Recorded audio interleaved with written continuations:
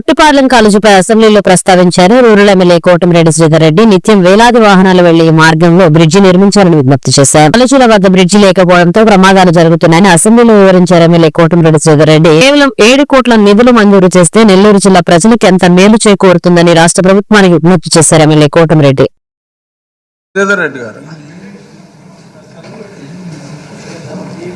ధన్యవాదాలు అధ్యక్ష.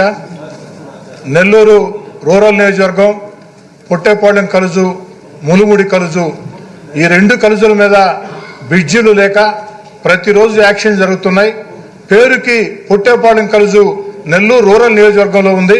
కానీ సగం జిల్లాకి అటు ఉదయగిరి, ఆత్మకూరు, కోవూరు ఈ అన్ని ప్రాంతాలకు కూడా, కడప జిల్లా బద్వేలకు కూడా ఈ పొట్టేపాలెం కలుజు మీదే వాహనాలు పోవాల్సిన పరిస్థితి, అనేక రకాల ఇబ్బందులు పడుతూ ఉన్నారు. అదేవిధంగా ములుముడి కలుజు 2 నియోజకవర్గాల సమస్య, నెల్లూరు రూరల్ సర్వేపల్లి. దయచేసి అధ్యక్ష, ఈ పొట్టేపాలెం కలుజు మీద, ములుముడి కలుజు మీద బ్రిడ్జీలు కట్టాలంటే కేవలం 7 కోట్ల రూపాయల నిధులు సరిపోతాయి.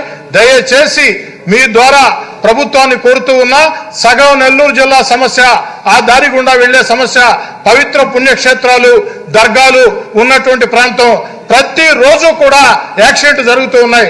పొట్టేపాలెం కలుజు మీద, ములుగుడి కలుజు మీద బ్రిడ్జిలు కట్టాలని చెప్పని సవినయంగా రాష్ట్ర ప్రభుత్వాన్ని మీ ద్వారా అభ్యర్థిస్తూ ఉన్నా.